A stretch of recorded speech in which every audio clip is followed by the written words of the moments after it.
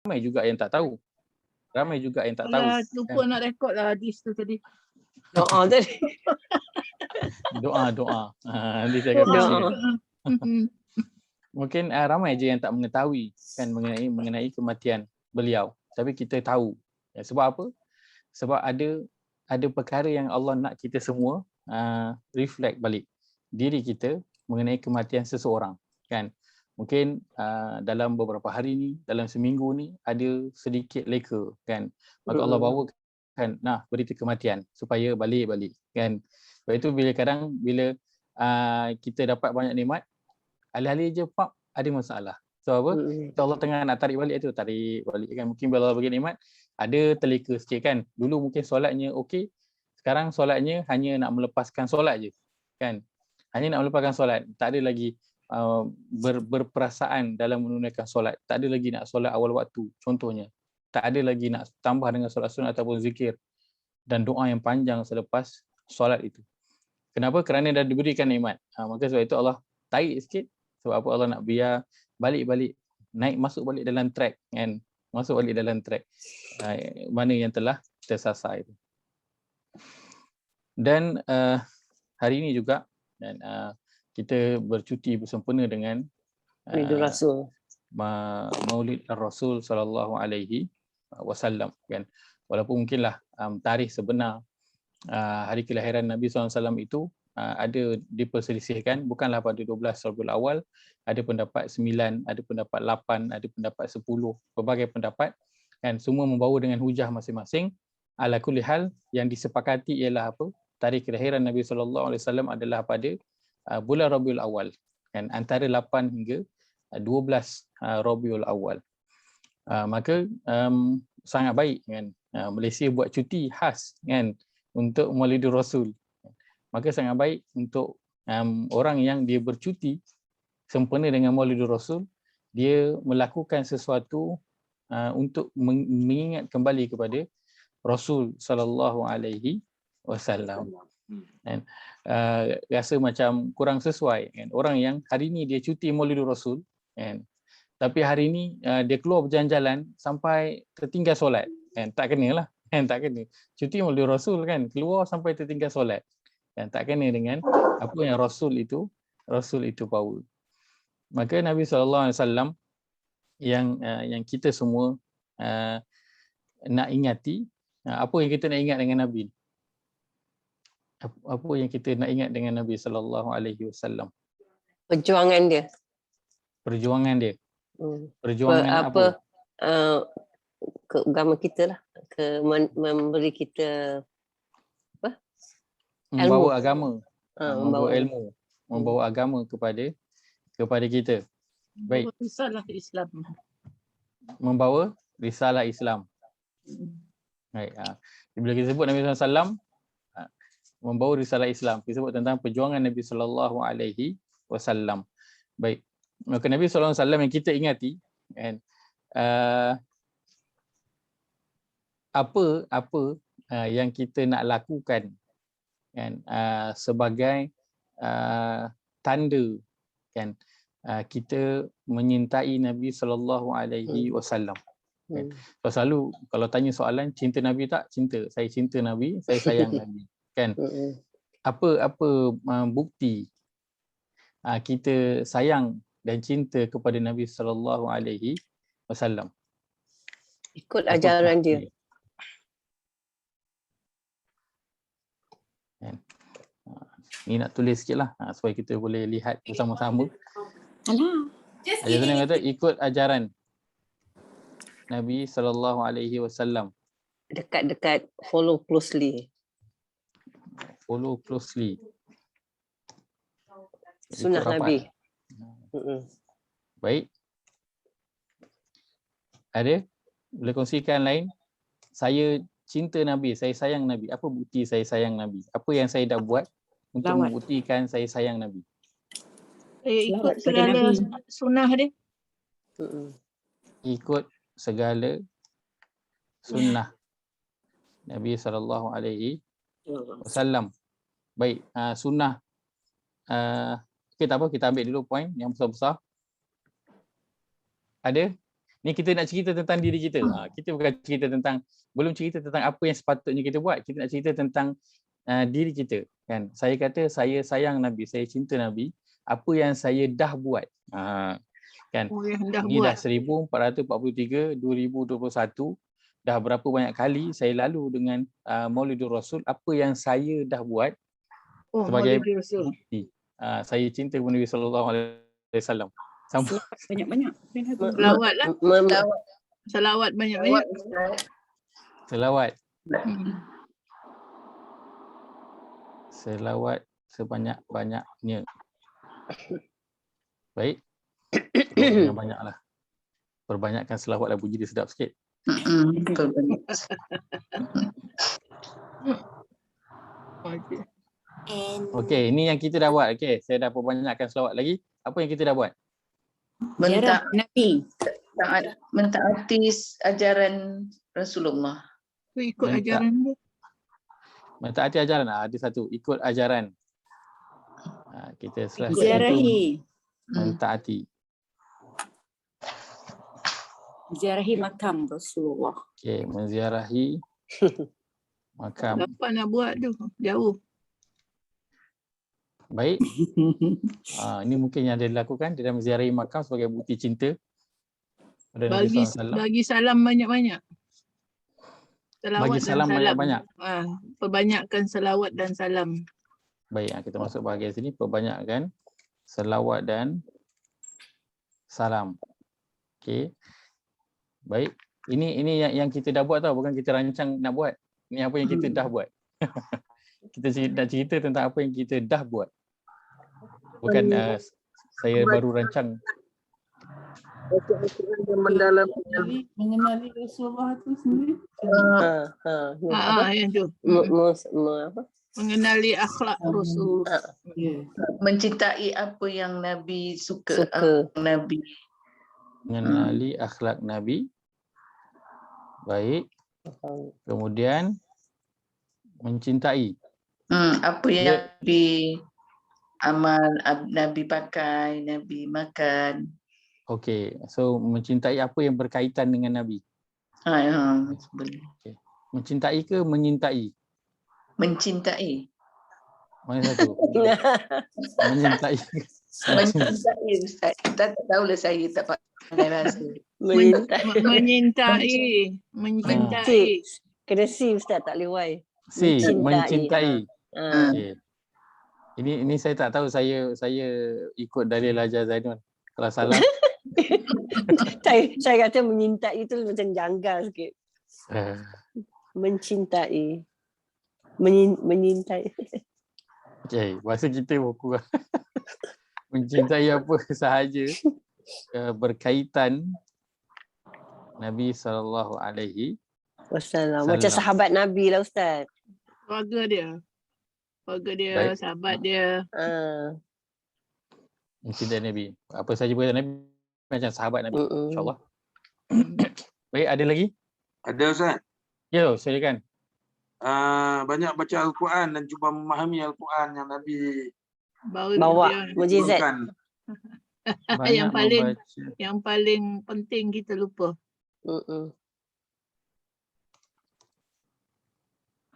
Banyak membaca dan memahami Al-Quran. Baik. Mempelajari sirah Rasulullah, Ustaz. Sirah dia tu yang akhlak tu kan, mengenali akhlak Nabi. Mempelajari sirah. Sirah. Sama kot. Nabawi. Mempelajari sirah Nabi SAW.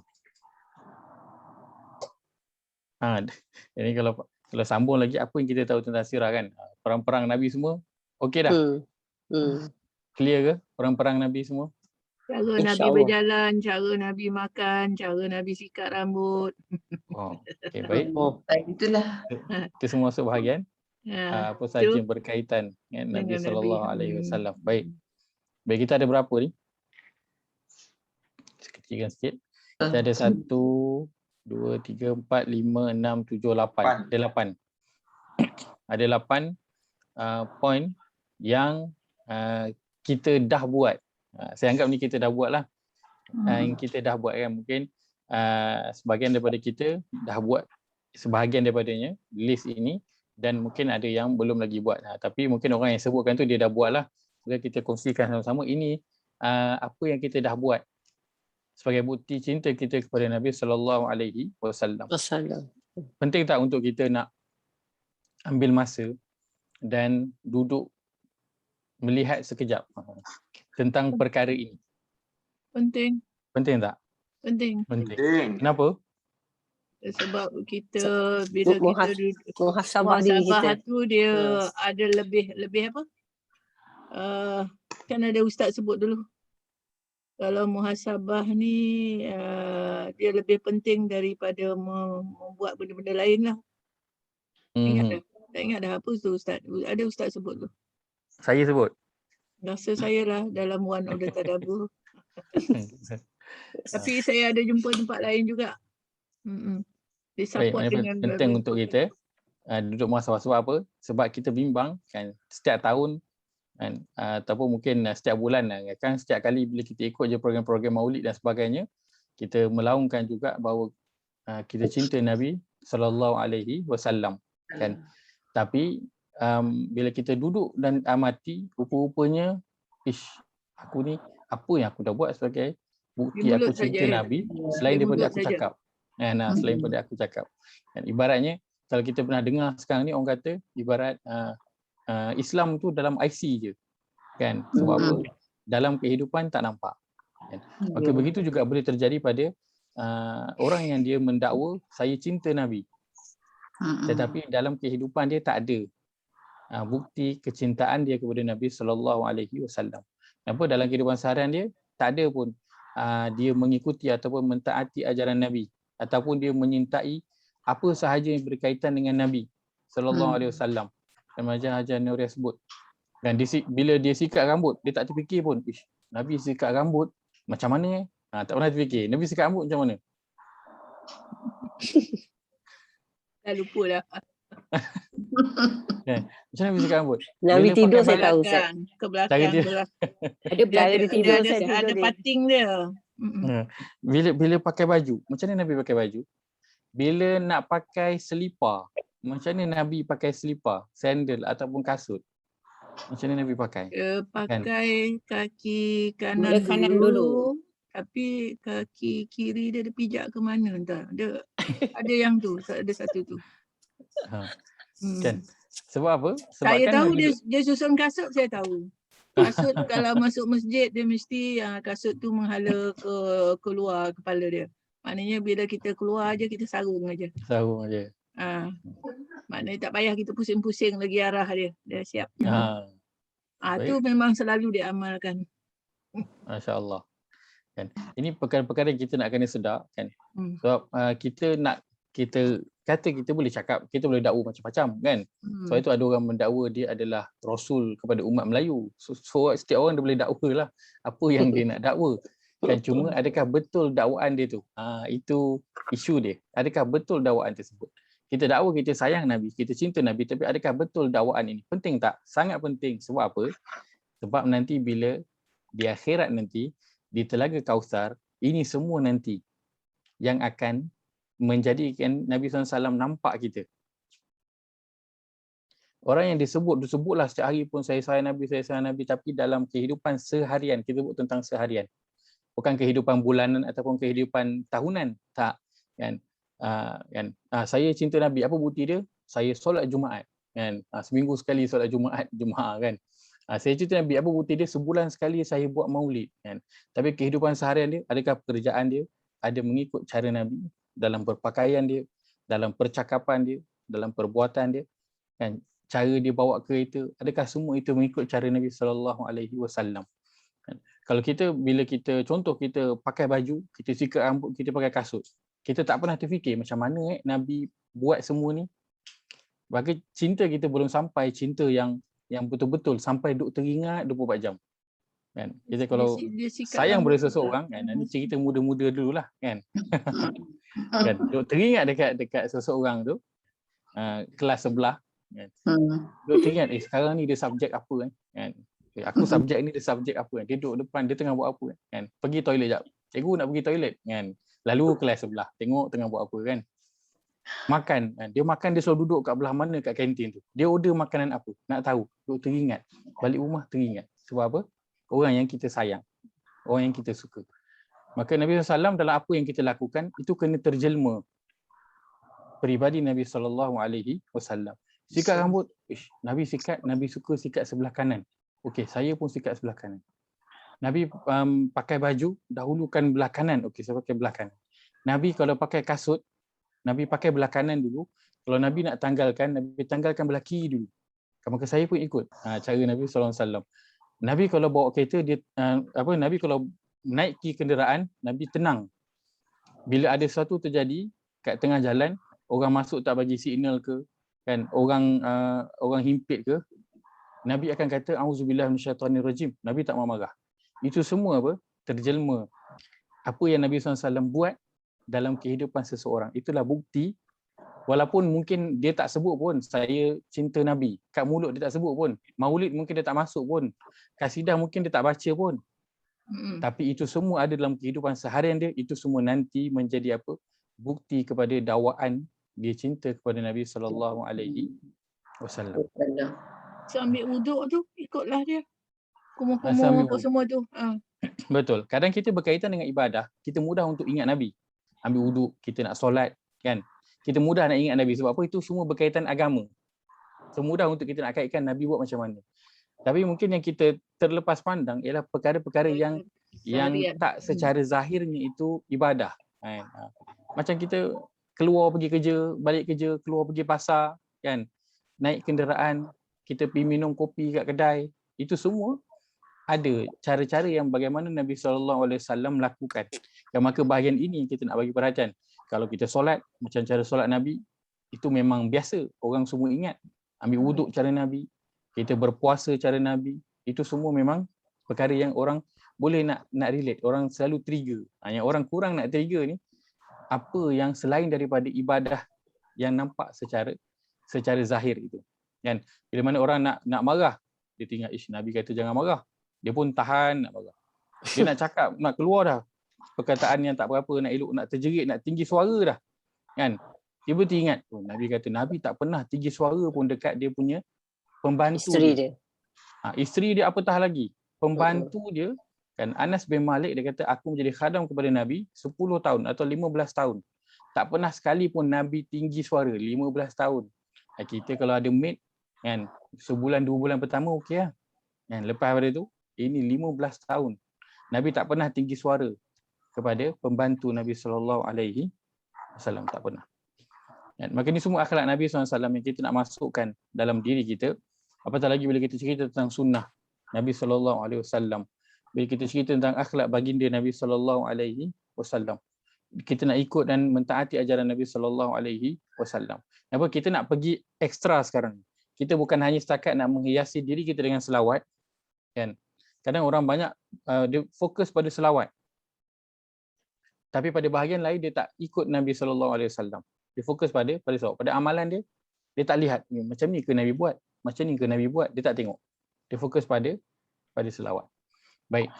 Perkara paling besar sekali yang kita nak kena lihat semula setiap kali kita mengingat kepada Nabi SAW. Itulah poin yang Haji Yahya sebutkan. Itulah berkaitan dengan Al-Quran. Berkaitan dengan Al-Quran. Ini kalau kita cerita tentang sunnah, inilah dia sunnah terbesar yang Nabi SAW tinggalkan. Ini yang paling besar. Kita tak perlu cerita sunnah rambut panjang ke, janggut panjang ke, seluar atas buku lali. Itu semua sunnah Nabi SAW. Tapi yang paling besar daripada itu adalah memberi perhatian kepada Al-Quran. Baca dan memahami Al-Quran. Kenapa? Kerana inilah usia Nabi SAW dihabiskan.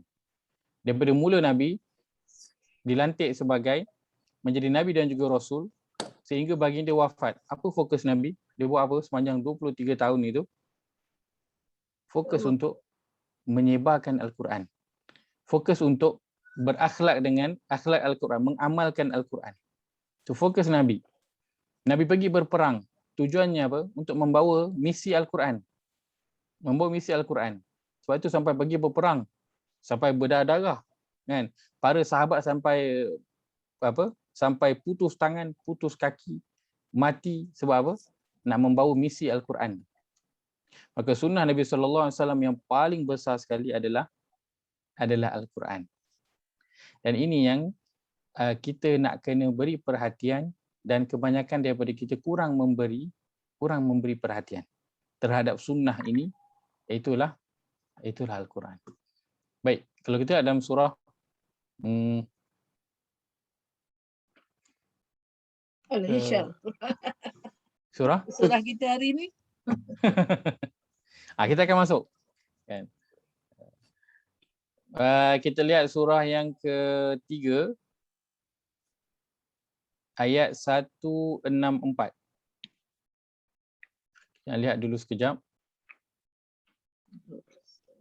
Maulid Nabi.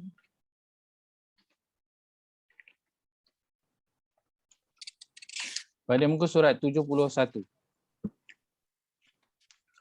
Muka surat 71 surah Ali Imran, surah yang ketiga ayat 164. Laqad. Baik, kita baca. Allah berfirman, A'udzu billahi minasyaitonir rajim. A'udzu billahi minasyaitonir rajim. لقد من الله على المؤمنين إذ بعث فيهم رسولا من أنفسهم لقد من الله على المؤمنين إذ بعث فيهم رسولا من أنفسهم يتلو عليهم آياته ويزكيهم ويعلمهم الكتاب والحكمة يتلو عليهم آياته ويزكيهم ويعلمهم الكتاب والحكمة وإن كانوا من قبل لفي ضلال مبين وإن كانوا من قبل لفي ضلال مبين. Terjemahan. Sesungguhnya, boleh dengar Ustaz? Boleh, jelas.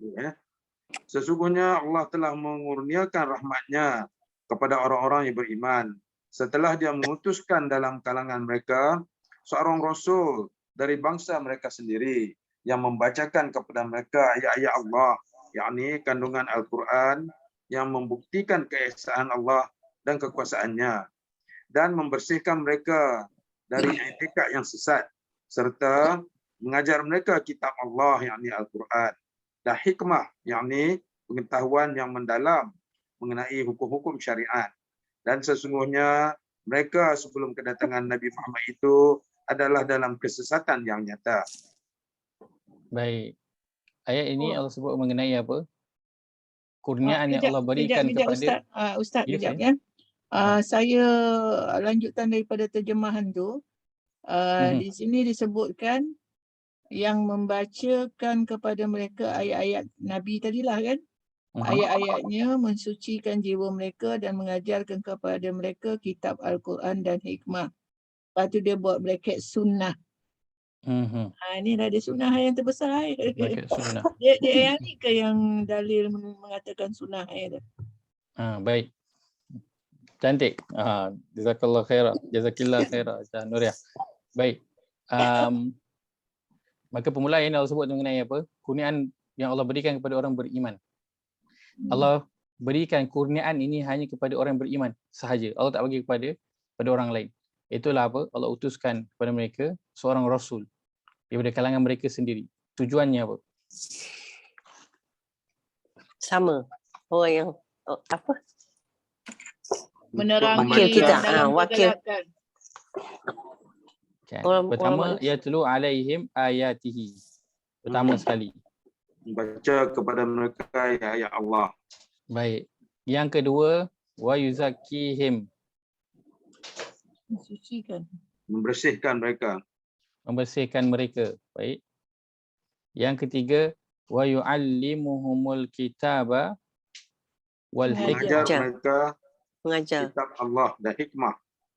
Baik. Baik. Pada hikmah ni yang Haji Nur sebutkan dia adalah Sunnah. Nah, sunnah. Baik. Maka apakah tujuan bila Allah sebut Allah telah kurniakan satu kurniaan yang besar kepada orang beriman, iaitu Allah utus kepada mereka seorang rasul. Tujuan rasulnya apa? Untuk membacakan ayat-ayat ni. Ayat-ayat Allah ni apa benda yang pertama sekali? Quran. Al-Quran. Hmm. Kemudian wa yuzakkihim, dan menyucikan mereka. Dalam terjemahan ditulis menyucikan mereka daripada i'tiqad yang sesat. Betul. Macam mana nak tahu? Macam mana nak tahu sesat atau tak sesat? Macam mana nak tahu? Macam mana kita nak tahu sesuatu itu betul atau salah? Macam mana kita nak tahu sesuatu itu hak ataupun batil? Macam mana nak tahu? Kena faham Al-Quran lah. Dia balik kepada apa? Dia balik kepada Al-Quran. Maksudnya apa? Dengan dia belajar Al-Quran akan menyucikan jiwa-jiwa seseorang itu daripada dia boleh tahu mana satu yang hak, mana yang batil, dia tahu mana betul dan juga mana yang salah. Sebab apa?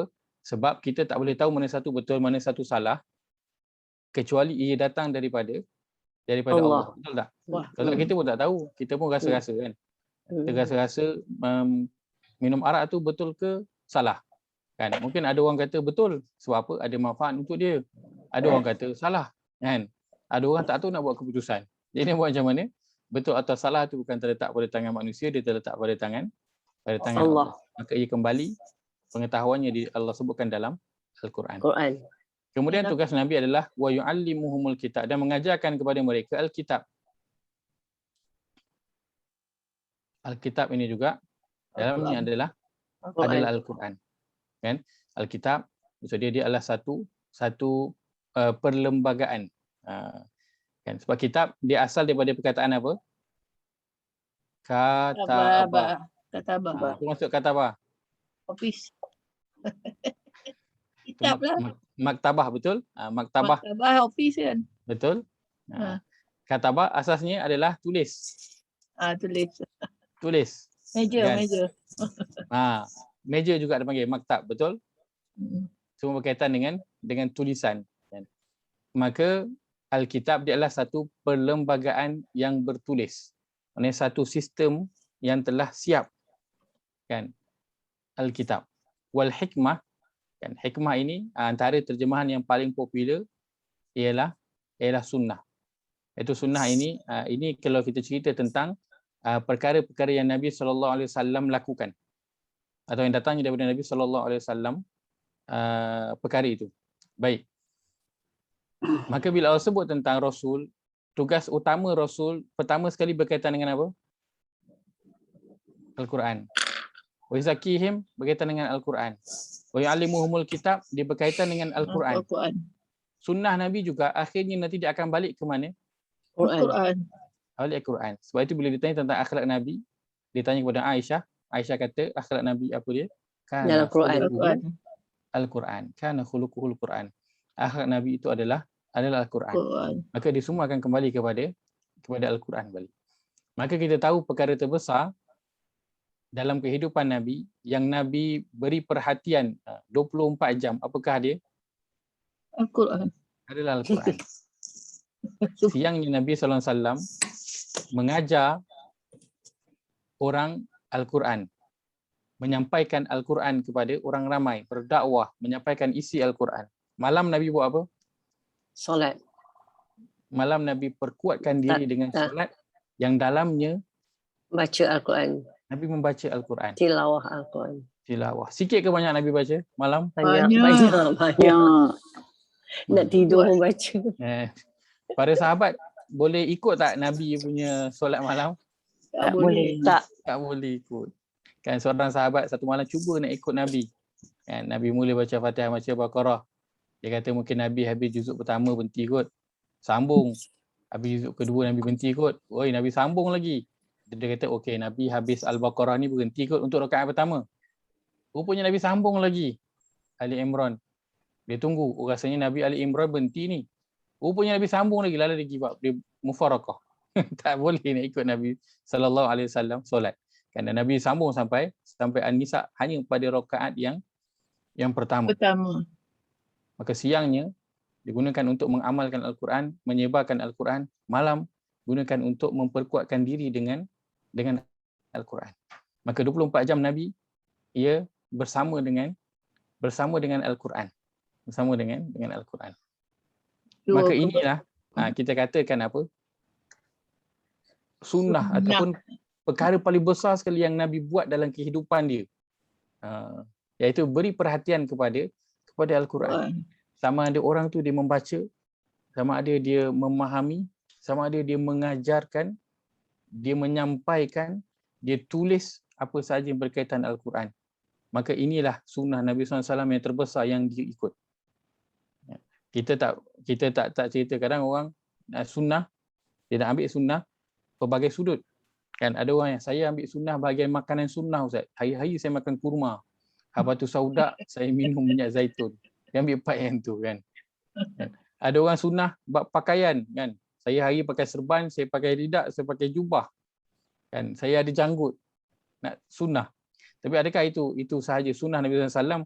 Bahkan adakah itu dia sunnah yang dituntut? Kan tidak. Kan sunnah yang kita kena ikut, sunnah ada dua, tasyri'iyah dan ghairu tasyri'iyah. Sunnah yang berkaitan dengan agama dan sunnah yang bukan berkaitan dengan agama. Sunnah yang bukan berkaitan dengan agama itulah pakaian Nabi, makanan Nabi makan roti. Kan kenapa? Sebab memang belah sana makan roti, dia tak makan nasi. Kan? Jadi adakah kita makan nasi? Adakah kita makan nasi tak sunnah? Kan? Bukan soal makanan itu, tapi soal cara makan. Itu yang sunnah ataupun tidak sunnah. Soal, maka itu tak termasuk dalam bahagian apa? Bahagian keagamaan. Yang nak diberi perhatian adalah pada sunnah yang berkaitan dengan agama. Dan yang paling Nabi beri perhatian adalah pada Al-Quran. Dan ini perkara sunnah paling besar yang mungkin kita terlepas pandang. Kita sibuk bergaduh dengan sunnah lain, ini sunnah, ini bukan sunnah, ini bid'ah, sibuk dengan perkara-perkara yang banyak tu. Quran tinggal. Quran tak belajar. Tanya tentang Quran tak tahu. Sedangkan ini sunnah Nabi yang paling besar sekali. Kita sibukkan dengan siapa yang janggutnya lagi panjang, serbannya lagi tebal. Kan kita sibukkan siapa yang celaknya yang paling hitam, dan jubahnya yang paling putih sekali dan sebagainya. Tapi terlupa perkara yang paling utama, iaitulah Al-Quran. Ini Nabi bukan sahaja menghabiskan masa, dia habiskan umur baginda, bahkan darah Nabi menitis keluar daripada tubuh baginda juga kerana Al-Quran. Bukan kerana perkara lain. Kaki Nabi SAW bengkak, kenapa? Pecah-pecah tumitnya, kenapa? Kerana Al-Quran. Dia solat membaca Al-Quran tu, terlampau lama dalam solat tu berdiri sampai pecah tumit dia.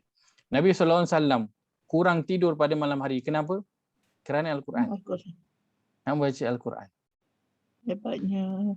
Hebatnya Al-Quran. Dia adalah sunnah terbesar, zikir terbesar, zikir utama. Zikir yang utama kan, dan keberkatan. Zikir yang paling utama, betul. Perkara yang paling berkat diturunkan. Betul. Sekarang itu kita terkalis. Terkalih bahasa dia. Terkalih kita punya perhatian. Bila kita sebut tentang zikir. Ustaz, kita tak pernah dengar yang tu sunnah terbesar. Kita tahu. Kan, lebih sebut sunnah, macam-macam sunnah itulah yang keluar. Sunnah-sunnah yang hadis apa semua tu ikut percakapan dia. Betul. Itu je kan. Ya. Apa yang Nabi buat. Itu semua termasuk pada sunnah. Termasuk daripada sunnah juga. Sunnah kan, cuma kita nak cerita yang paling besar sekali. Yang paling besar. Yang mungkin kita kurang beri perhatian. Kan kadang kita baca Quran, kita rasa baca Quran, yelah Quran, kita baca lah. Rupanya kita tak sedar, kita sedang mengamalkan sunnah Nabi SAW. Maka mulai pada hari ini, kita baca Quran, kita baca Quran dengan niat. Aku baca Quran ini sebab aku nak mengikut sunnah Nabi SAW. Nabi rajin baca Quran. Nabi selalu baca Quran. Nabi kalau baca Quran, para sahabat kata, dengar daripada belakang tu macam azir ka azizin mirjal. Bunyi macam kalau kita masak air atas dapur tu, bunyi air menggelegak kan. Lepas tu kadang kan bunyi cerit bunyi tu. Macam tu bunyi dada Nabi. Sebab apa? Menahan nangis daripada bacaan Al-Quran tu. Kalau ketika mana Nabi membaca Al-Quran. Niatkan mulai hari ini, buka je Quran, saya baca Quran ini sebab saya nak mengikut sunnah Nabi SAW. Inilah bukti cinta saya kepada Nabi SAW. Saya nak banyak menghabiskan masa saya dengan Quran. Sebab saya sayang Nabi. Dan inilah yang Nabi SAW adukan kepada Allah Azza wa Jalla, betul tak? Betul. Adukan ayat orang-orang yang umat dia yang tak membaca Al-Quran. Ya. Nabi SAW, kita lihat pada surah Al-Furqan surah ke-25 ayat ke-30. Muka surat. Ustaz, sebelum tu Ustaz. Sila. Ustaz. Ya, saya silakan. Aja. Tadi ni Ustaz kata Nabi menahan apa tadi ni, yang kalau dengar daripada belakang dia baca Al-Quran tu seolah-olah macam air menggelegak tu, apa yang Nabi tahan? Menahan sebab nak menangis tu. Oh, menahan sebab. Dia mendalami. Bunyi teresak-esak tu, bunyi sampai macam tu. Oh my God. Kita tak faham. Kalau mungkin pernah dengar bacaan imam-imam. Imam banyak dia di mana-mana imam yang menangis lah. Saya bawakan satu. Nampak ke di skrin? Belum. Dah belum nampak skrin. Okey, dah dapat. Saya stop share dulu, saya cari dulu. Baik. Betul, Zain pun selalu nangis. Syari tak nangis. Saya cari dalam.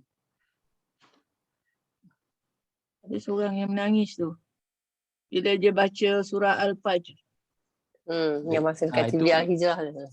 Itu bacaan yang menangis. Ni saya bawakan bunyi orang menangis. Bunyi orang menangis. Sebentar.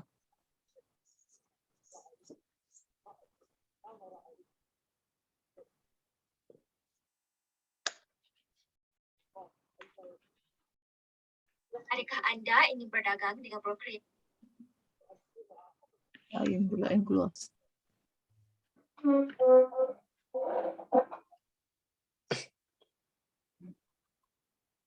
Sebentar.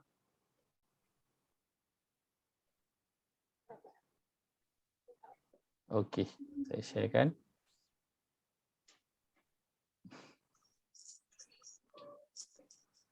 Boleh nampak di skrin? Cuma saya tak pasti dia akan clear ke tak. Sebentar, saya sharekan sekali dengan klip. Share sound baru clear. Okey. صن يدها صن وجهها عن هذه الحال حتى يصون الله وجهك عن النار. Okey. Bunyi macam tu. Melayu Sedu. So itu bunyi dia nak tahan nangis dia tu sampai bunyi macam air menggelegak. Gitu. Kalau kita macam berumbak dada tu nak tahan. Itu para sahabat boleh dengar daripada belakang Nabi SAW ketika baginda membaca Al-Quran. Utamanya di dalam solat baginda Nabi SAW. Baik. Pada muka surat 362, surah Al-Furqan, surah yang ke-25 ayat yang ke-30.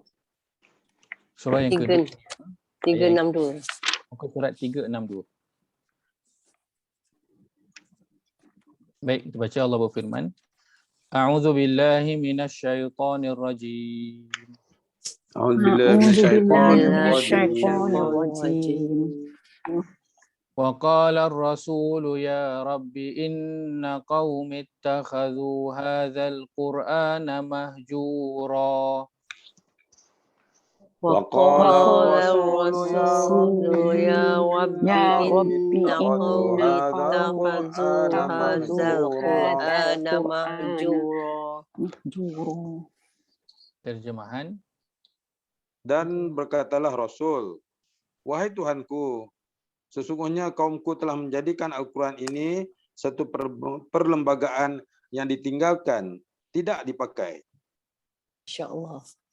Baik, satu perlembagaan yang ditinggalkan, tidak dipakai. Dia Dan marah terjemah siapa lain, ni Ustaz? ha? Dia marah kat siapa ni? Kita Tidak ke? diendahkan. Ini Rasul, seorang Rasul, dia mengadu kepada Allah tentang kaum dia.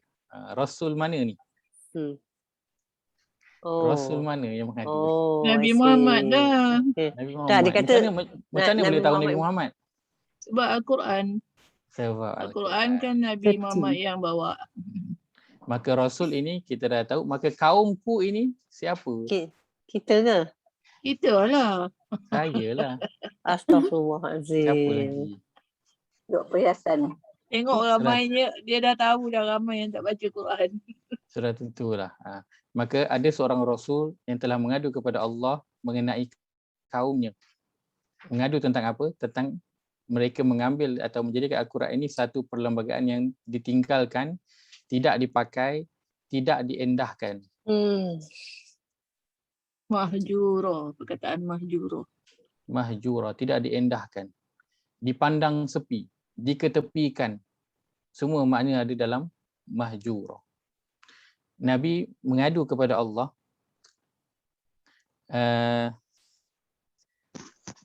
yang Allah rakamkan dalam Quran.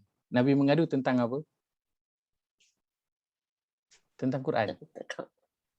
Ustaz, macam mana Nabi boleh dapat macam ni punya perasaan Ustaz? Macam mana Nabi boleh dapat perasaan begini? Mana dia boleh tahu sebab dia umat dia, masa umat dia ramai yang dia dah tak ada kan. Umat dia ramai apabila dia dah tak ada kan. Okey. Macam mana dia Nabi boleh tahu? Macam mana Nabi tahu? Nabi pada asalnya dan asasnya Nabi tak tahu. Nabi memang tak tahu perkara yang gaib. Nabi kata, "Qul la a'lamul ghaib." Aku ni tak tahu tentang perkara yang gaib. Nabi memang tak tahu. Tapi macam mana Nabi boleh tahu? Allah yang bagi tahu kepada Nabi SAW. Maka sebab itu Nabi mengadu. Kan? Antaranya ialah apa? Juga pada zaman Nabi SAW, bila Nabi dakwahkan mereka, ngajak kepada Al-Quran, mereka buat apa? Ramai yang tak nak terima. Dan sedangkan Nabi bersungguh-sungguh sangat nak dia terima ni. Sampai Allah nasihatkan Nabi, "Wahai Muhammad, relax, tenang. Kau jangan teruk sangat. Kan la'allaka bakhi'un nafsaka alla yakunu mu'minin."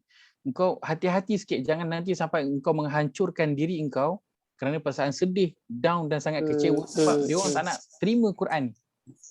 Sebab Nabi nak sangat. Nabi menghabiskan masa dia, usaha dia, keringat dia untuk orang beriman dengan Al-Quran. Maka ini keutamaan Nabi SAW. Dan sebab itu pengaduan Nabi yang Allah rakamkan dalam Quran satu je. Nabi tak ngadu tentang perkara lain. Nabi tak ngadu. Nabi mengadu tentang umatnya yang mengambil ringan mengenai Al-Quran ini. Itu je Nabi ngadu. Dan Allah letakkan dalam Quran. Bila Allah letakkan dalam Quran, dia satu perkara yang penting ataupun tak penting? Penting. Sangat penting. Kan? Macam dalam Quran, Allah sebut tentang bila Allah cerita tentang masuk dalam syurga. Allah cerita tentang apa? Yuhallawna fiha min asawira min zahab. Allah sebut tentang orang yang masuk dalam syurga nanti, Allah akan kalungkan mereka dengan kalungan gelang-gelang dipakaikan daripada emas. Apa pentingnya Allah sebut? Al-Insan. Surah Al-Insan. Apa pentingnya Allah sebut pakai kalungan daripada emas tu? Apa penting dia? Motivasi. Dia ada perkara yang penting. Kan? Kalau tak penting Allah tak sebut. Sebab apa? Sebab tangan ni dekat dunia. Inilah tangan yang penat bekerja dekat dunia. Ni tangan. Penat beribadah, penat cari duit, penat beramal, penat berzikir, penat menyelak helaian-helaian Quran. Ni semua tangan. Dan tangan ini juga lah yang kita tahan daripada buat perkara yang tak baik. Tahan daripada tengok video yang tak baik, tahan daripada sebar perkara yang tak baik, tahan daripada ambil perkara yang bukan hak kita. Tangan ni kita tahan. Maka sebab itu Allah mention tangan ni nanti Allah akan bagi kemuliaan kepada dia. Walaupun tangan Allah mention, mesti ada perkara yang penting Allah nak bagi tahu kepada kita. Ini kan lagi Allah sebut tentang Quran. Dipandang dipandang sepi. Maka lagilah nak highlight. Kenapa Nabi mengadu tentang Quran? Sebab inilah perhatian utama Nabi SAW dalam kehidupan. Maka sudah tentu kita yang melaungkan saya cinta Nabi, Sudah tentu kita tak nak menjadi orang yang Nabi adukan ini. Iaitulah tidak memberi perhatian kepada Al-Quran. Sebab itu kita katakan sunnah Nabi SAW yang paling besar ialah Al-Quran. Al-Quran. Ialah Ustaz, Al-Quran. Ya saya. Ustaz, apa ni yang Allah nak kalungkan dengan gelang emas tu, ini adakah bermaksud hanya kepada perempuan? Semua lelaki pun pakai gelang. Dekat akhirat semua boleh. Apa yang dulu Boleh, dalam Quran boleh. Allah sebut wa fiha ma tashtahihil anfus, bagi mereka iaitu penghuni syurga apa yang menarik keinginan syahwat mereka, apa saja yang syahwat mereka nak, apa saja yang nafsu mereka nak. Cuba baca dalam Quran, kalau Allah sebut tentang penghuni syurga, Allah akan sebut tentang tu. Allah akan bagi fi mashtahat anfusuhum, apa yang diri mereka, nafsu mereka nak sangat-sangat. Sebab apa Allah sebut tentang tu? Sebab orang beriman ketika di dunia, nafsu syahwat dia buat apa? Dia tahan. Maka dekat akhirat lepaskanlah semua nafsu syahwat tu. Nak apa? Nak pakai sutera, nak pakai emas, nak pakai gelang. Laki nak buat apa? Laki nak pakai emas, pakai. Laki nak minum arak setiap hari, minum. Apa yang dulu kat dunia kita tahan, nafsu syahwat kita, nakkan dunia ni, waktu ke akhirat lepaskan semua. Sebab Allah menjelaskan tentang yang nak kahwin lebih tak dapat tu dapat. Yang nak kahwin lebih tak dapat, terpulanglah. Bidadari. Sukati. Kan? Yang apa? Yang isteri kan tak larat nak layan suami, nak suruh orang lain layan, biar orang lain yang layan. Itu semua ada di mana? Lepas tu Allah sebut tentang perkara tersebut. Baik. Maka pada ayat yang ke-31 Allah sebut wa kadzalika ja'alna likulli nabiyyin aduwan minal mujrimin. Dan demikianlah kami jadikan bagi tiap-tiap nabi itu ada apa? Musuh. Ada musuh.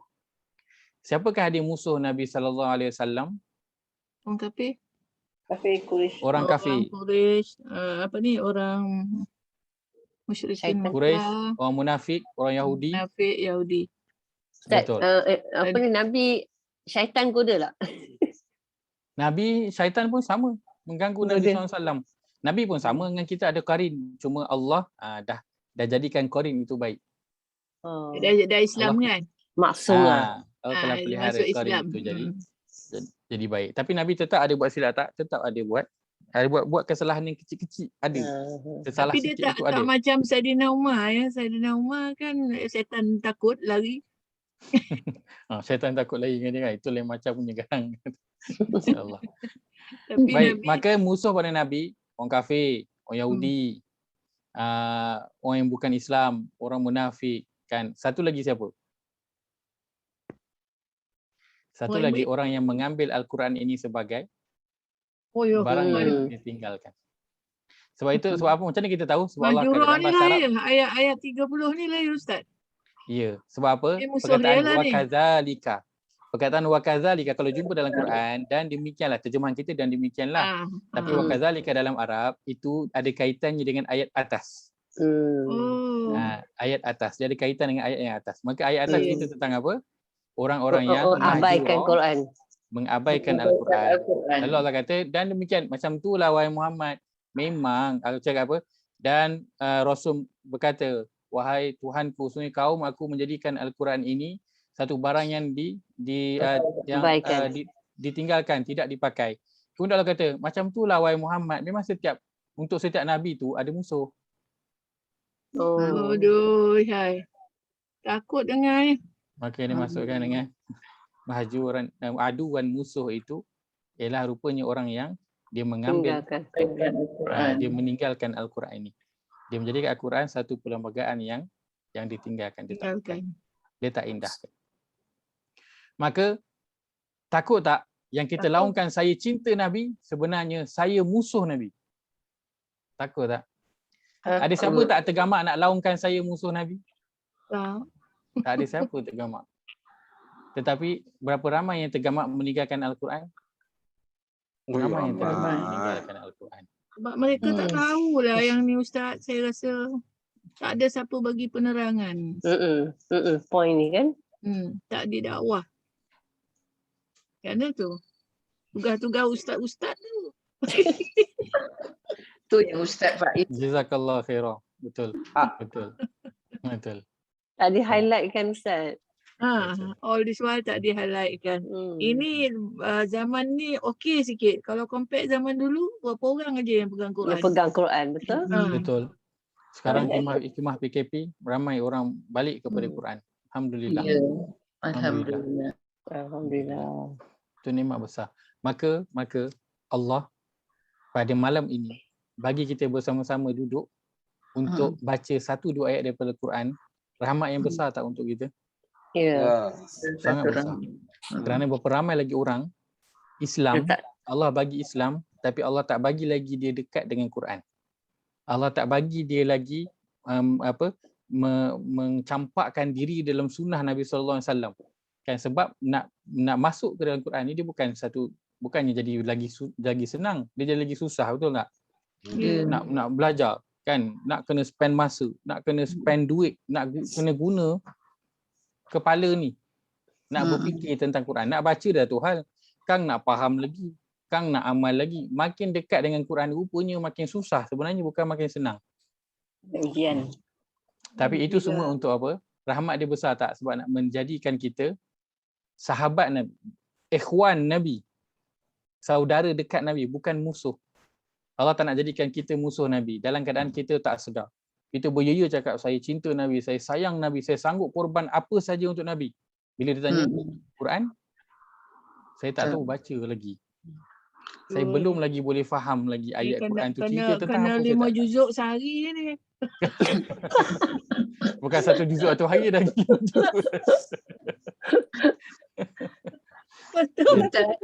Ustaz, kalau orang tu baca Quran, dia tak pegang Quran, dia baca macam hafaz gitu. Itu dikira Al-Quran juga kan Ustaz? Ya, Ahlul Quran. Boleh membaca Al-Quran. Tak semestinya pegang Quran tu dianggap sebagai membaca Al-Quran. Tak semestinya kena pegang. Tak semestinya kena pegang. Tapi ada pahala lebih kan Ustaz? Ada pahala kalau lebih kalau kita tengok lihat kepada mushaf, itu adalah ganjaran. Ada ekstra dia. Kita tak sempitkan dengan baca tu dengan hanya duduk dan buka tengok kan, membaca tak.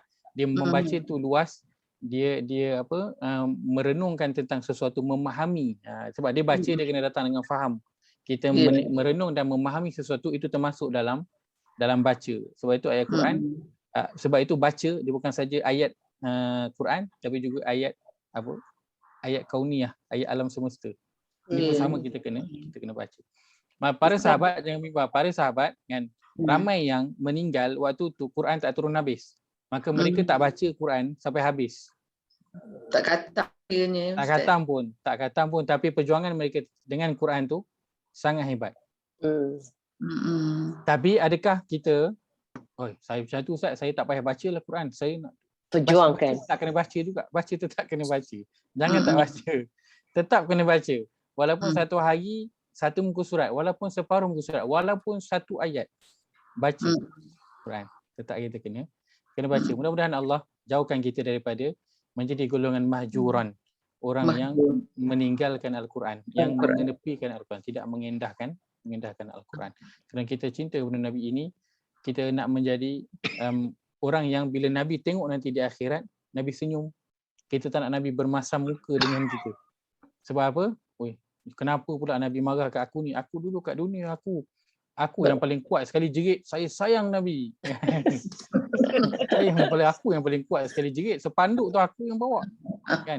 Kenapa pula Nabi tak senyum bila tengok aku? Rupa-rupanya Quran dia tidak beri perhatian dalam kehidupan dia. Tinggalkan Al-Quran. Bagi sunnah-sunnah lain dia ambil, tapi sunnah memberi perhatian kepada Al-Quran ini dia tinggalkan, dia tidak memberi perhatian. Lalu jadilah dia aduan, menjadi musuh kepada Nabi sallallahu alaihi wasallam. Baik. Seperti yang saya sebutkan tadi, dalam kita nak membaca ataupun memberi perhatian, pertamanya kita nak bersyukur kepada Allah Azza wa Jalla kerana telah membuka ataupun mendorong kita ke mana? Ke arah Al-Quran ini. Yang mana Allah tak berikan kepada semua orang. Allah berikan kepada orang-orang yang terpilih dan kita antara yang terpilih. Dari yang terpilih.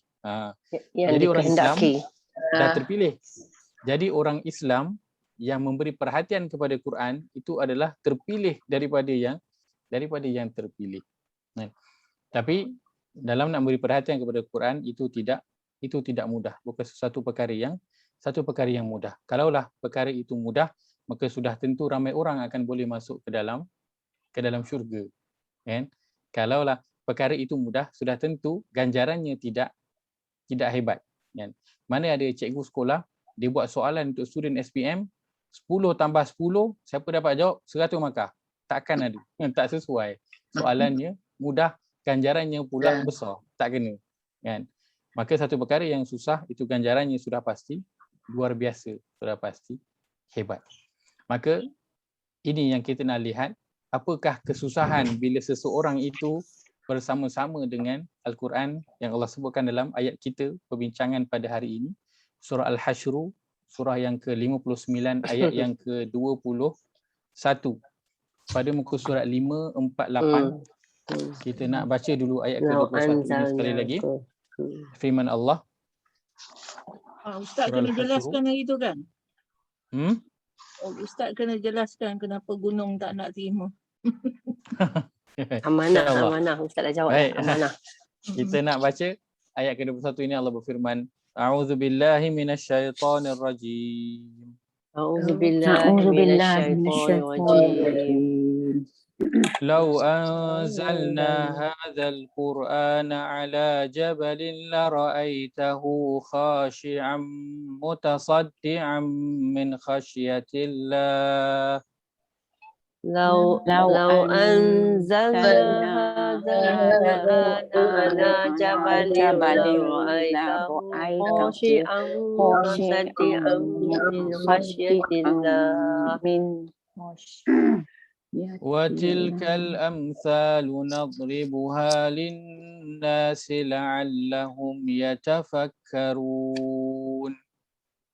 وتلك الأمثال نضربها للناس لعلهم يتفكرون. Terjemahan. Dia hilang. Dia hilang. Unmute. Dah tak dengar suara dia. Okey, sorry. Sekarang dah dengar? Dengar. Okey. Ayat 21. Sekiranya kami turunkan Al-Quran ini ke atas sebuah gunung, nescaya engkau melihat gunung itu khusyuk serta pecah belah kerana takut kepada Allah. Dan ingatlah, misal-misal perbandingan ini kami kemukakan kepada umat manusia supaya mereka memikirkannya. Baik. Kita telah lihat beberapa poin yang kita kongsikan pada minggu lepas. Baik, pertamanya Allah sebut mengenai apa? Mukjizat. Lau anzalna hadzal Quran ala jabal. Iaitu kalaulah kamu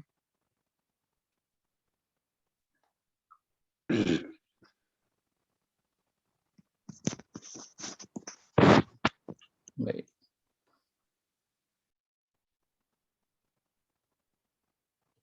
Allah sebut mengenai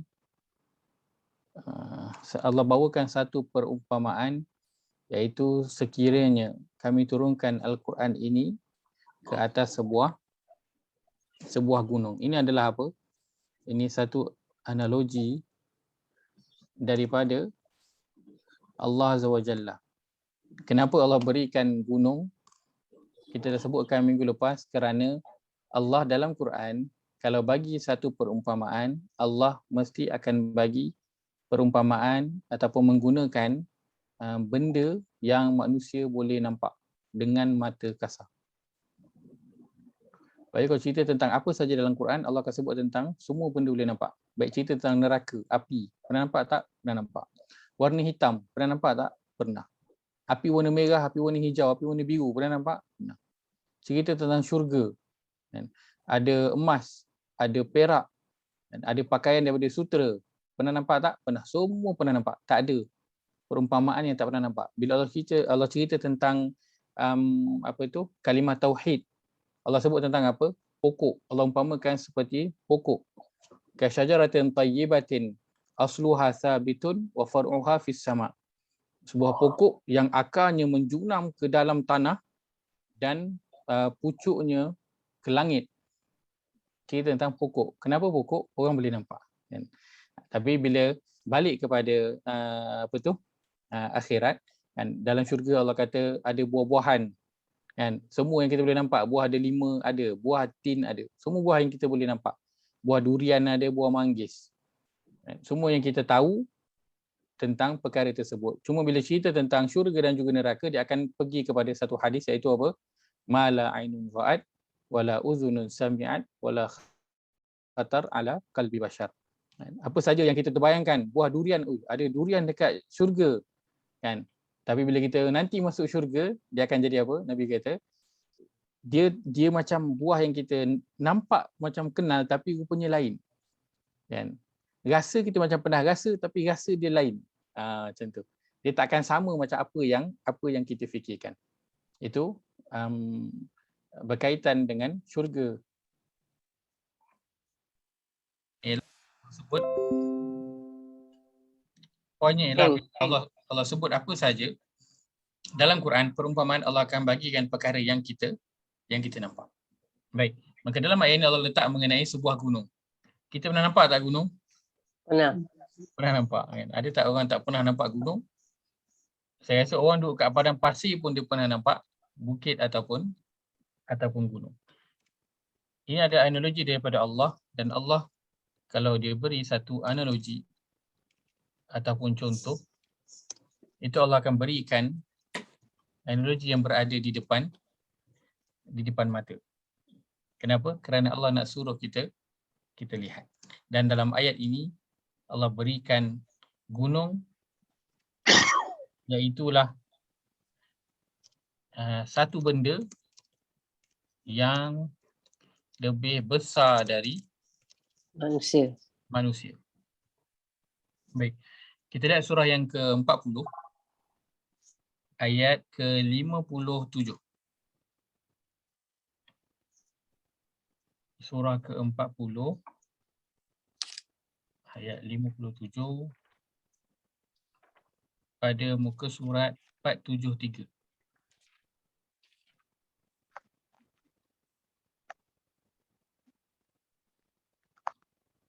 Surah Ghafir. Surah ke-40 ayat 57. Muka surat 473. Allah berfirman, A'udzu billahi minasyaitonir rajim. A'udzu billahi minasyaitonir rajim. La khalqus samawati wal ardi akbaru min khalqin nas. Khalqus samawati wal ardi akbaru min khalqin nas. Walakinna aktsaran nasi la ya'lamun. Walakinna aktsaran nasi la ya'lamun. Terjemahan. Demi sesungguhnya menciptakan langit dan bumi dari tiada kepada ada lebih besar dan lebih menakjubkan daripada menciptakan manusia dan menghidupkannya semula sesudah matinya. Akan tetapi kebanyakan manusia yang mengingkari hari kiamat tidak mengetahui. Allah sebut penciptaan langit dan juga bumi itu lebih besar daripada penciptaan manusia. Dan antara perkara yang berada di al-ard, yang berada di bumi, itu ialah jabal ataupun gunung, yang kita sedang lihat ayatnya pada surah Al-Hashr ini. Maka penciptaan gunung itu adalah lebih besar, akbar, daripada penciptaan manusia. yang kita rasa badan kita ni dah cukup kompleks lah. Dia punya dalaman tu kan. Sistem badan tu dah cukup baik dah. Cooling system dia dah baik dah. Kan? Sebab apa, lari je cooling system dalam badan akan jadi demam. Kan lari sikit je 0.5 saja. Kan 0.2, 0.3 Celsius tu naik, demam tu kan. So cooling system badan kita sangat sangat baik. Kan? Kalau kita rasa hebat dengan penciptaan badan kita yang ada 360 sendi itu, maka Allah kata penciptaan langit dan juga bumi itu lebih hebat lagi dari penciptaan manusia. Kenapa? Kerana masalahnya manusia ini la ya'lamun. Ini masalah dia. Mereka tidak mengetahui. Apa maksud mereka tidak mengetahui?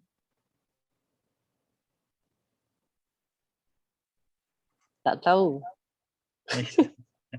Dia tak suka berfikir. Tak apa? Akal kita. Tak ada ilmu.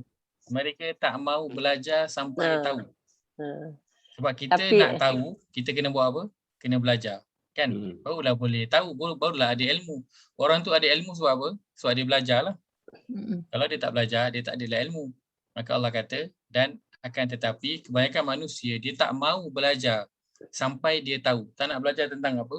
Dia tak nak belajar merenung langit dan juga bumi sampai dia sedar tentang penciptaan diri dia tu halus penuh. Halus saja, kecil je. Halus sangat. Small matter. Maka dia tak nak lalu kepada small lah. Small the pieces jadinya. Dia tak nak lalu proses ni. La ya'lamun. Allah bukan sebut saja ya'lamun ni. Allah nak bagi tahu sebab manusia ni dia tak nak belajar sampai dia tahu. Sebab kalau dia nak belajar sampai dia tahu, dia akan buat. Dan kita dalam kehidupan kita, berapa banyak perkara yang kita dah tahu sebab kita nak belajar? Sangat banyak. Kan? Tapi yang kita tak tahu tu, kadang kita tak apalah, saya malas nak belajar sebab bukan bidang saya. Saya bukan nak kerja bidang tu, maka saya malaslah nak belajar bahagian tu. Kompleks. Kalau kita belajar, kita boleh tahu tak? Kalau kita belajar, kita bolehlah tahu. Kita tak belajar, tak tahu. Nak belajar bahasa Arab pun dah pening dah Ustaz. Nak belajar bahasa Arab dah pening kan? Kenapa tak boleh nak faham Quran? Sebab kita tak nak belajar. Sebab kalau kita nak belajar, insya-Allah kita boleh tahu. Kan, walaupun kita masih lagi pening kepala tak tahu, tapi kita lebih tahu tak daripada dulu? Ya. Sudah pasti kita lebih tahu. Paling tidak bila orang cerita, idea tu kita dah ada. La ya'lamun, kata dasar dia ain lam mim. Dia ada kaitan dengan ilmu. Maknanya Allah kata la ya'lamun ni bukan saja mereka tak tahu, maksudnya mereka ni tak ada usaha pun nak belajar sampai tahu. Baik. Betul.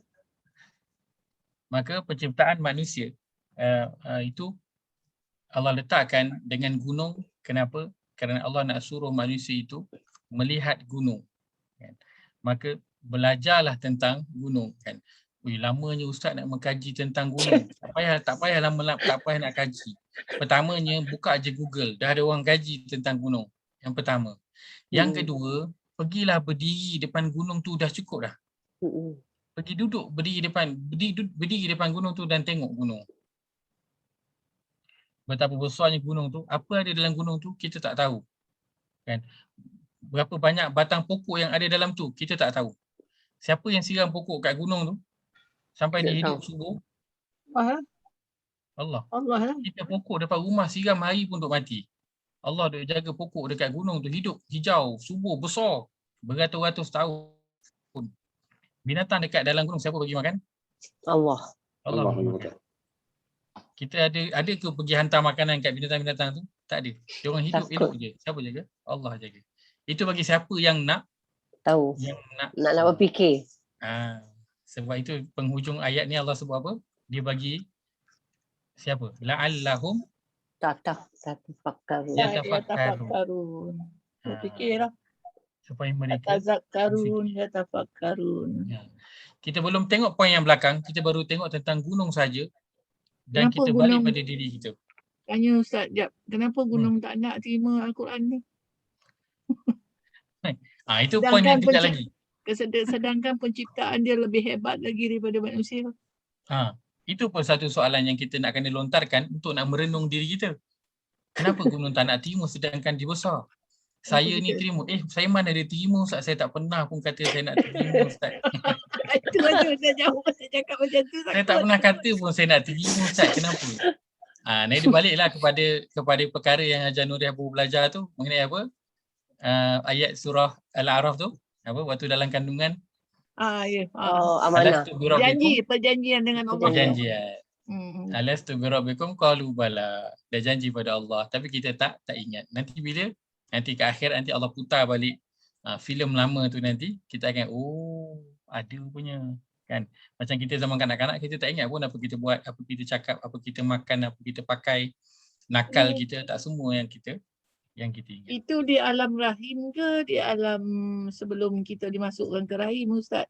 Yang kita berjanji. Di alam rahim kan kita berjanji. Itu di alam rahim. Itu di alam rahim. Baik. Maka kalau kita lihat pada gunung sahaja dan kita berfikir betapa hebatnya satu zat yang boleh menjaga gunung ini dalam menciptakan gunung, tak cerita tentang gunung yang Allah sebut tentang pasak kepada bumi. Itu tak ceritalah. Itu sebab semua kita tak tahu. Ini cerita tentang saya yang tak tahu apa-apa tentang gunung, melainkan apa yang saya nampak depan mata. Apa yang saya boleh fikirkan, itu perkara yang saya boleh fikirkan. Betapa banyak pokok dekat gunung, semuanya hijau. Betapa banyak binatang dekat dalam gunung itu yang duduk mendiami gunung, hidup semuanya. Kan? Tapi tak ada seorang manusia pun yang jaga gunung-gunung tersebut. Yang menjaganya adalah Allah Azza wa Jalla.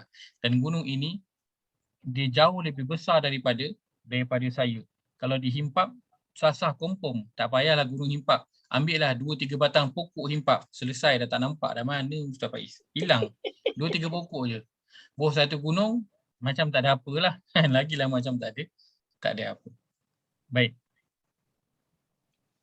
Maka apa Allah sebut tentang gunung ini untuk kita lihat?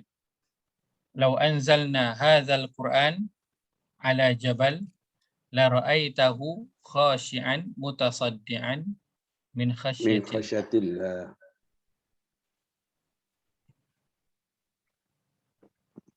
Sebut tentang pertama khashi'an,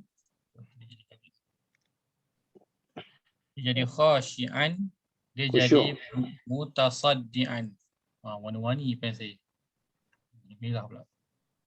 So dia ada dua. Pertama, ini yang kedua. Pertama terjemahannya adalah khusyuk. Yang kedua terjemahannya adalah pecah belah. Baik. Apa yang gunung ini terima sampai dipecah belah? Dia terima Al-Quran. Kalau Al-Quran ini diturunkan pada jabal, maka sudah pasti dia akan menjadi khusyuk dan juga pecah belah. Kita dah sebutkan pada minggu lepas apa yang Allah berikan kepada manusia, kepada makhluk lain yang mereka tak nak terima, tetapi manusia terima. Tadi Hajar Nuriyah sebutkan. Al-Quran kan? Al-Quran. Kita baca sekali lagi. Surah 33 ayat 72. Surah 33 ayat 72. Lima rezeki. Pada muka surah 427. Muka surah 427. Surah Al-Ahzab, surah 33 ayat 72. Baik. Allah berfirman, A'udzubillahi minasyaitonir rajim. A'udzubillahi minasyaitonir rajim. Inna 'aradna al-amanata 'ala as-samawati wal ardi wal jibal. Inna aradna ala samawati wal ardi wal jibal fa'abaina an yahmilnaha wa ashfaqna minha wa hamalaha al-insan.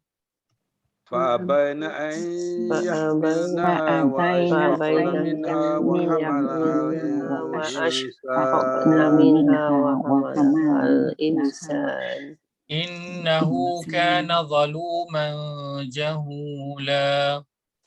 Innahu kana zaluman jahula. jahur. Nah. Sesungguhnya kami telah kemukakan tanggungjawab amanah kami kepada langit dan bumi serta gunung gandang untuk memikulnya. Maka mereka enggan memikulnya dan bimbang tidak dapat menyempurnakannya kerana tidak ada pada mereka persediaan untuk memikulnya. Dan pada ketika itu, manusia dengan persediaan yang ada padanya sanggup memikulnya. Ingatlah, sesungguhnya tabiat kebanyakan manusia adalah suka melakukan kezaliman dan suka pula membuat perkara-perkara yang tidak patut dikerjakan. Dan amat bodoh ada itu dia kat sini. Amat jahil. Adik-beradik Abu Jahal. Adik-beradik Abu Jahal. Baik, apa yang Allah berikan? Allah berikan al-amanah. Dalam terjemahan diletakkan amanah. Apakah dia amanah itu? Tanggungjawab agama. Kan? Kadang Ustaz, bukan Allah bagi tanggungjawab sebagai khalifah ke? Kan? Allah berikan tanggungjawab sebagai khalifah. Kan? Pengganti di bumi. Baik, tugas khalifah. Khalifah ini nak kena jalankan tugas. Apa tugas khalifah?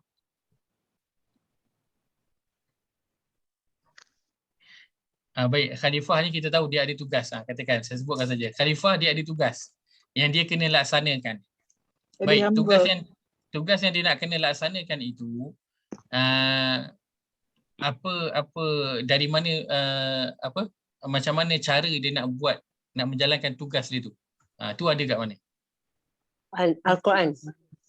Itu ada pada Al-Quran. Pada Al-Quran. Maka kata, walaupun Ustaz, kita ni Allah tugaskan sebagai khalifah. Baik, nak jadi khalifah macam mana? Balik kepada Al-Quran lah. SOP dia.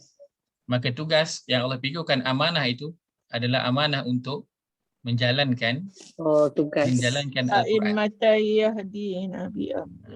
Sebab itu, perkara ini ringan ke berat? Berat. Sebab itu, Allah sebutkan kepada Nabi SAW, waktu Allah mula-mula nak utus Nabi, Allah suruh buat apa? Bacalah Al-Quran. Selepas itu, ni saya buka kat skrin ni, Allah suruh buat apa? Ya ayyuhal muzammil. Bangun. Tidur. Baik. Bangun dari selimut. Baik, orang yang berselimut. Baik, Allah suruh buat apa? Laila illa qalila. Allah sebut bangunlah solat tahajud pada waktu malam. Auzid alaihi. Lepas tu buat apa? Warattilil Qur'ana tartila. Dan bacalah Quran dengan tartil. Sebab apa? Sebab Allah suruh buat persediaan solat dan juga rajin baca Quran. Sebab apa? Solat sembah Allah. Sebab apa? Menjadi khalifah. Jawapannya ayat yang kelima, kerana inna sanulqi alaika qaulan saqila. Sesungguhnya kami akan menurunkan kepada kamu, dalam terjemahan dia letak apa? Wahyu yang berat. Al-Quran yang kepada orang-orang yang tidak bersedia menyempurnakannya. Dalam bahasa Arab, qaulan tu perkataan saqilan. Saqilan ni berat. Sangat berat. Maka amanah ni berat tak? Berat. Apakah amanah yang berat tu? Wahyu. Untuk apa dia? Quran. Maka amanah Quran ini, untuk wahyu ini adalah qaulan saqila, satu perkara yang berat. Dan sebab itu Allah nak bayangkan berat macam mana? Berat Ustaz, dia ringan je Ustaz. Kan? Berapa banyak Quran kita boleh pikul, ringan. Manusia tak boleh nak bayang beratnya amanah yang Quran ni yang kita kena bawa. Tak boleh nak bayang dengan mata kasar. Sebab itu Allah bagi gambaran beratnya perkataan ini kalau diturunkan atas gunung, apa jadi? Jadi pecah. Pecah pula. Berat betul. Allah nak bagi gambaran betapa beratnya kaulan ini, perkataan ini, iaitu wahyu Al-Quran. Sebab kalau cakap, kami akan beri kepada perkataan yang berat, iaitu Quran. Tak nampak pun berat dia. Yang lagi orang yang baru nak mula belajar Quran, tak nampak pun nak kena memahami. Bila orang dah mula belajar Quran, boleh nampak tak sekarang ni beratnya Quran ni? Kita cerita tentang mula-mula nak belajar baca dulu, berat tak? Berat. Kemudian nak upgrade belajar tadabbur, berat tak? Berat. Berat. Nak hafal Upgrade berat. belajar bahasa Arab, berat tak? Berat. Itu baru proses nak belajar tu, belum proses amal, belum proses sampaikan, belum proses dapat tentangan, belum lagi. Belum proses mengamal dia.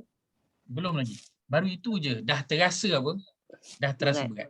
Kalau tak payah belajar bahasa Arab, ringan tak? Kepala? Ringan. Tak payah masuk kelas tadabbur, ringan tak? Ringan, lambat. Betul tak? Hari Selasa malam, hari malam ni lah yang paling rasa mengantuk, rasa penat, rasa Semua cukup. berat sekali. Cukup semua. Malam lain elok. Ataupun lepas jam 10.30 elok. Ringan je. Ringan. Nak mula belajar tadabbur, berat. Kalau tak belajar tadabbur, ringan. Kalau tak belajar baca Quran, ringan. Kalau langsung tak bagi perhatian pada Quran secara zahir, ringan tak? Ringan. Maka Quran dia adalah qaulan saqilah, perkataan yang berat, amanah dia. Kita baru nak faham dah berat. Dah faham nanti dia akan lagi bertambah berat. Nak nampakkan berat tu, tapi orang yang dia tak lalu jalan ni dia tak nampak. Kan kalau kita bayangkan kita dulu sebelum masuk jalan Quran ni, kita boleh bayangkan tak payahnya nak belajar, nak faham, nak istiqomah. Kita boleh bayangkan tak? Kita pun tak boleh bayangkan. Maka sebab itu bila kata Quran ni perkataan yang berat, orang tak boleh bayangkan. Sebab itu Allah bagi analogi dalam bentuk depan mata fizikal yang kita boleh nampak. Nak tahu berat tak berat, kalau letakkan amanah ni atas gunung, dia boleh jadi pecah belah gunung. Sebab nak bagi tahu beratnya Quran. Macam mana beratnya Quran? Itu nak feel berat itu kena masuk dalam. Baru boleh feel. Kita ceritalah macam mana dekat anak kita makan sayur ni, khasiat dia, sedap dia macam mana. Kalau dia tak rasa, dia tak akan boleh nak apa? Feel benda tu. Tak boleh nak appreciate pun benda tu. Cerita bawalah nasi lemak paling sedap dekat mana-mana. Bawalah kan lemang dan juga rendang Hajar Nuriah. Kan cerita selagi tak rasa dia tak boleh feel sedap tu. Cerita dah sedap. Bersungguh-sungguhlah cakap pun sedap, tapi sekali lagi tak rasa. Tak tahu tak sedap Ustaz. Maka dia kena masuk baru boleh rasa. Baru boleh experience, baru boleh rasa beratnya perkataan tu. Ustaz. Ya saya. Ustaz pandai psycho. Ustaz psycho apa ni kami semua supaya tak nampak berat. Allah. Jadi yang kata berat tu sebenarnya tak terasa sebab Ustaz ada psycho awal. Ustaz kata tak apa. Lepas ni nanti boleh kamu dapat. Semua boleh faham. Boleh tadabbur sendiri. Boleh tadabbur sendiri. Masya Allah, saya kata, tak salah senang sampai macam ni. Rupanya halfway through tak jadi apa lagi. Boleh dah tu je. Boleh lah sikit-sikit. Hajar Nuriah dah boleh petik dah ayat sana ayat sini. Ada juga, tak ya pandai sikit-sikit lah. Hajar Nuriah nak banding dengan kelas yang kita attend kat Ustaz ni, tak boleh banding lah Ustaz dia. Dia level lain dah, tak boleh. Tak boleh. Sama je. Sama satu sebab maka boleh bayangkan kenapa Allah sebut Allah bagi bentuk fizikal. Sebab amanah yang Allah nak bagi ni dia sangat berat dan dia bukan tanggungjawab seorang yang bergelar ustaz. Dia tanggungjawab seorang yang bergelar muslim. Kenapa? Kerana Al-Quran ini dia adalah perjalanan peribadi kita. Dia adalah perjalanan peribadi. Saya akan ditanya tentang Al-Quran sebanyak mana yang Allah dah bagi dekat saya. Allah dah bagi bahasa Arab, Allah dah bagi kefahaman tentang Quran. Allah akan tanya berapa banyak Quran yang kau dah amalkan, dah sebarkan. Haji Yahya, Allah akan tanya sebanyak Quran yang Allah dah bagi pada Haji Yahya. Maka dia adalah perjalanan peribadi masing-masing. Tapi yang pastinya kita semua akan ditanya. Berapa dalam soalan itu bergantung pada apa yang Allah dah bagi pada tiap-tiap masing-masing. Kalau tentang harta, mungkin tanya pada saya soalan tu, Allah akan tanya ringan sebab Allah bagi tak berapa banyak. Allah bagi mungkin pada Haji Yahya dan orang lain banyak. So soalannya lebih dalam. Tapi kalau cerita tu mungkin tentang pengetahuan dan tentang ilmu tentang Quran sikit, saya akan mungkin soalannya lebih sikit daripada orang yang Allah bagi pengetahuan sikit sesuai dengan masing-masing. Tapi secara umumnya kita semua akan ditanya tentang Quran. Itu pasti akan ditanya. Kalau tak dapat jawab, dosa. Itu semua sendiri punya jawapan yang akan dijawab kan. Saya buat kelas ini sebab saya nak lepaskan tanggungjawab saya tentang Quran nanti di hadapan Allah. Dan saya yakin semua yang ikuti kelas ini pada malam ini semuanya nanti nak sediakan jawapan nanti depan Allah. Betul tak? Bila Allah tanya tentang Quran, apa yang kau dah buat? Maka dia boleh cakap, saya, ya Allah, setiap hari Selasa malam Rabu, saya cuba luangkan masa saya paksa diri saya untuk duduk dalam kelas baca Quran. Walaupun mungkin kepala saya tak boleh nak faham, menerawang tak ke mana, tapi saya paksa juga saya duduk depan laptop tu tengok kan. Walaupun saya tak buka kamera ke, tapi saya dengarlah ustaz tu cakap, adalah dengar bunyi ustaz baca ayat. Tapi saya paksalah, ya Allah, sejam setengah hari Selasa malam Rabu, saya paksa diri saya untuk duduk dengar tentang Quran. Adalah jawapan kita nanti di hadapan Allah Azza wa Jalla, insya-Allah. Allah, 5 markah. Duduk kepada markah yang lulus. Kita tak cukup makan, kita nak markah yang lulus. Kerana inilah sekali je dia tanda soalan, tanda bagi penilaian markah tu sekali je. So nak tak nak kita tak ada pilihan kecuali kena lulus. Dan mudah-mudahan Allah beri kelulusan itu kepada kita tanpa perlu Allah nilai. Allah tengok je Haji Yaya, Haji Fuad, Puan Zara, Puan Zalila, Haji Zainul, semua lulus. Tak payah tengok dah, ni semua bagus ni, lulus terus. And yang Nabi SAW sebutkan masuk syurga tanpa hisab dan juga tanpa didahului dengan azab Allah. InsyaAllah. InsyaAllah. Amin. Baik, itu sahaja amanah ni. Pada malam ini, moga ada manfaat dapat diambil. InsyaAllah kita sambung pada minggu hadapan insyaAllah mengenai amanah yang sangat berat ini, yang Nabi SAW menghabiskan umur baginda, masa baginda untuk memikul amanah yang sangat berat ini. Maka kita pun kalau nak menjadi umat Nabi, nak Nabi mengaku sebagai kita lah umat dia, nak Nabi tersenyum, nak Nabi bagi syafaat, maka ini jalan dia. Kita nak beri perhatian kepada Al-Quran sebagaimana Nabi memberi perhatian kepada Al-Quran. Ustaz, boleh bacakan doa tadi semula? Doa yang mula-mula tadi. Doa yang awal tadi. Baik, doa tadi sebenarnya panjang. Saya bacakan untuk pembukaan. Doa untuk apa tadi? Doa untuk apa? Doa ini Nabi SAW baca selepas tasyahud akhir dalam solat. Pada ayat akhir Nabi baca. Doanya agak panjang, tapi seluruh doa tu Masya Allah memang sangat berkaitan dengan kehidupan seharian kita. Permulaannya itulah. Nanti saya akan kongsikan dalam grup nanti diforwardkan. Betul. Kalau gaib. Baca pun tak apa, baca sikit pun boleh. Yang baca yang pendek tadi, yang mula-mula Ustaz baca tadi. Allahumma bi'ilmikal ghaiba wa qudratika 'alal khalq ahini ma 'alimtal hayata khairal li wa tawaffani idza 'alimtal wafata khairal li. Itu ringkas je. Saya secara jujurnya saya banyak baca yang awal tu, bahagian awal tu sahaja pada tasyahud akhir kan, khususnya kalau kita jadi imam lah, tak ada nak baca panjang, kan memanjangkan makmum. Dapat baca awal tu dah cukup cantik, dapat baca dalam sujud cukup cantik. Nanti saya akan kongsikan. Maksudnya sekejap Ustaz. Maksudnya. Ya Allah, dengan pengetahuanmu mengenai perkara yang gaib dan kekuasaanmu ke atas setiap makhluk.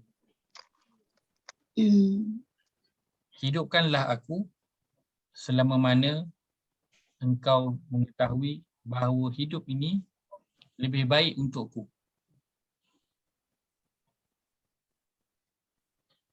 Dan matikanlah aku ketika mana engkau mengetahui bahawa mati itu adalah lebih baik untukku.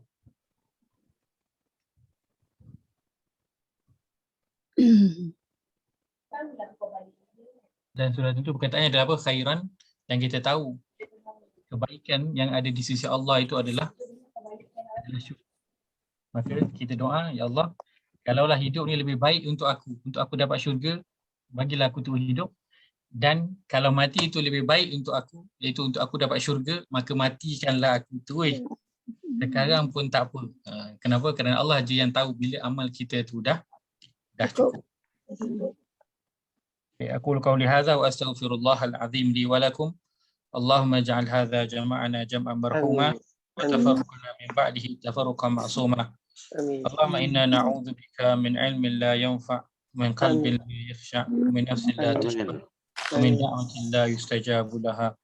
ربنا اغفر لنا ولإخواننا الذين سبقونا بالإيمان ولا تجعل في قلوبنا غلا للذين آمنوا ربنا إنك رؤوف رحيم.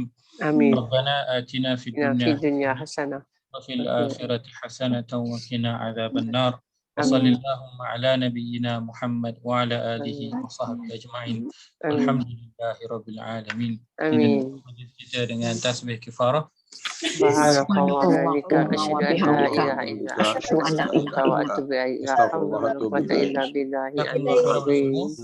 Meluangkan masa pada malam ini, saya menyeru pada saya dan semua agar kita terus mengeluarkan usaha yang bersungguh-sungguh terhadap Al-Quran ini sebagai usaha kita untuk mengikuti sunnah Nabi sallallahu alaihi wasallam. Mudah-mudahan Allah masukkan kita dalam kalangan umat baginda Nabi SAW yang berhak syafaat baginda di telaga Al-Haud Al-Kausar nanti. InsyaAllah. Amin. Jazakumullah khairan, barakallahu fikum. Saya minta maaf malam ini terlebih masa. Kita minta maaf ke Ustaz. Masa Ustaz. Assalamualaikum. Terima kasih semua. Assalamualaikum. Salam.